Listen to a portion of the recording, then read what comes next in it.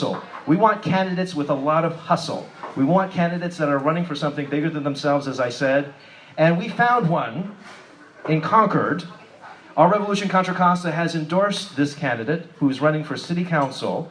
He is the future that we believe in, and it is my pleasure to introduce him to you now. Please help me welcome Kenji Yamada! Thanks, Mark. Thank you, all you East County residents, for allowing us Central Contra Costans into your part of the county. I am running for the new District 3, City Council District 3 in Concord. We just got districts in Concord, and a number of other, well, at least Martinez and I think a couple other places in Contra Costa have just gotten districts for the first time.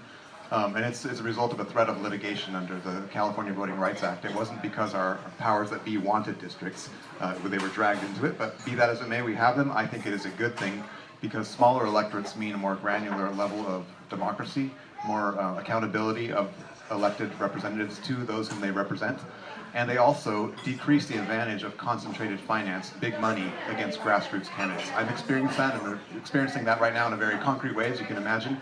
I'm running to represent a part of my city in Concord, the monument community we call it, which has historically been paid the least attention by our city government. Its needs have been given the least priority, especially the needs of our lowest income residents, who are mostly concentrated in this part of the city.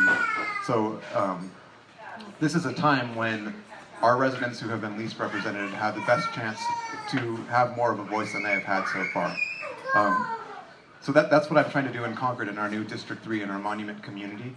But I wanted to say a few things more generally about our movement and our revolution and us Bernie-crats and progressives and how we go about our business in creating, like Mark said, the bench, the wave, the entire movement of people who will take power for the people and use it for the benefit of all, especially those who've had the least power so far.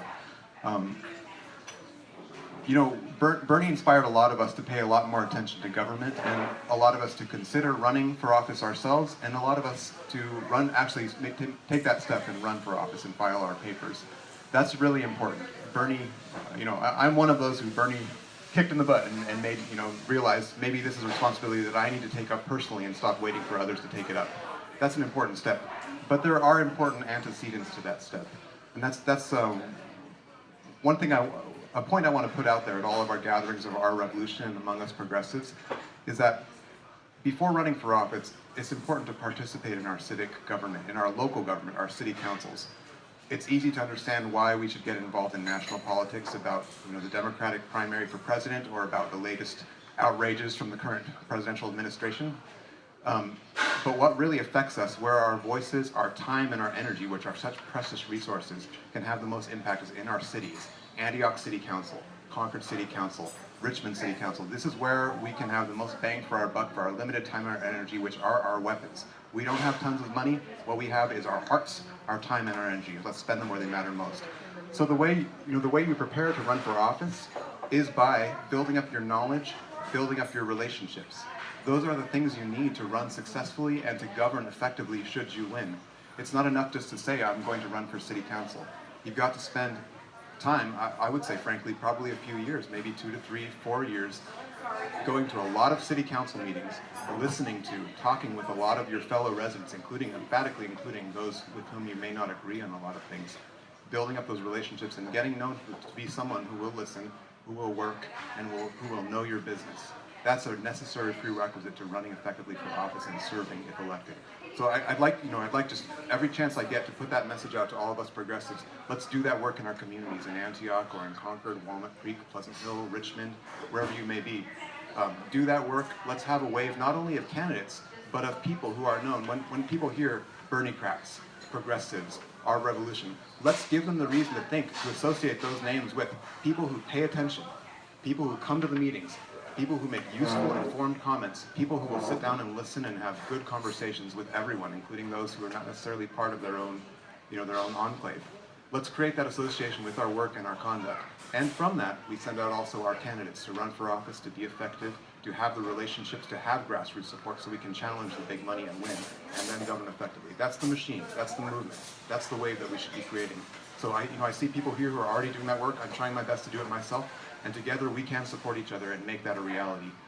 So thanks for coming out here. Any questions? Oh, there's a question. Two questions. Actually, a question. I just want to say, I walked part of his district with him the other night, and my Spanish is very rusty. His district is almost all Spanish. So he learned to speak some Spanish to introduce himself and say what he was there for. And I saw the expression on people's faces go from, oh, what's this now, to, oh, this is somebody I want to vote for. It was so cool. Yeah. I was so happy doing that. Thank you for coming with me, Kathy. I appreciate your time. Yeah, hi. We were just talking about water. Have you given thought to water conservation? And I'm thinking of active measures, doing things with the building codes. Another thing would be promoting dry weather plantings instead of just trying to recreate the African savanna in every lawn with planting of grass. Well, to be honest, Gordon, I haven't thought a whole lot about the specifics of how to implement that in Concord. I'm definitely in favor of making amendments to our development code to maximize efficiency of water use and not waste water. As we heard from the Standing Rock Sioux in the recent kerfuffle over that oil pipeline, water is life, Mani-Wachoni, right? We all learned that phrase, I think. So I am interested in finding ways to enact that understanding in Concord specifically, but concrete ideas how to do it, I haven't worked that out yet, and I'm interested in hearing and thinking about that some more. Paul, you had... No, I don't need time. Naval Weapons Station. Thoughts? Naval Weapons Station, that's a big one. So for those who are not familiar, well, you probably are familiar being in East County, but there's a big plot of land that the Navy owns basically between Concord and here. It's within Concord city limits, the former Naval Weapons Station. The Navy owns that land. We are in a process for it to be eventually transferred to the city of Concord for a huge development project. A big piece of it will be open land that will go to the East Bay Regional Parks District, and another piece will be a giant development project involving housing, businesses, both retail. So the project is called the Concord Naval Weapons Station Reuse Project. You may hear it called CNWS. You may hear Reuse Project. That's the project.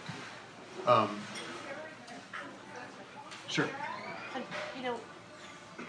I don't know, but what's the chance of part of this project that we get a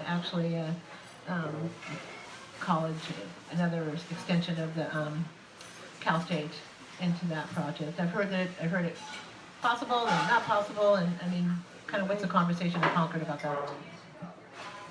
It is possible. The idea basically on the table is there's a lot of people who want to see an actual 4-year university on the land. And right now, so the process we're in right now is we're down to one master developer, which is Lennar Corporation, not a very trustworthy outfit, but they're the ones who have it right now.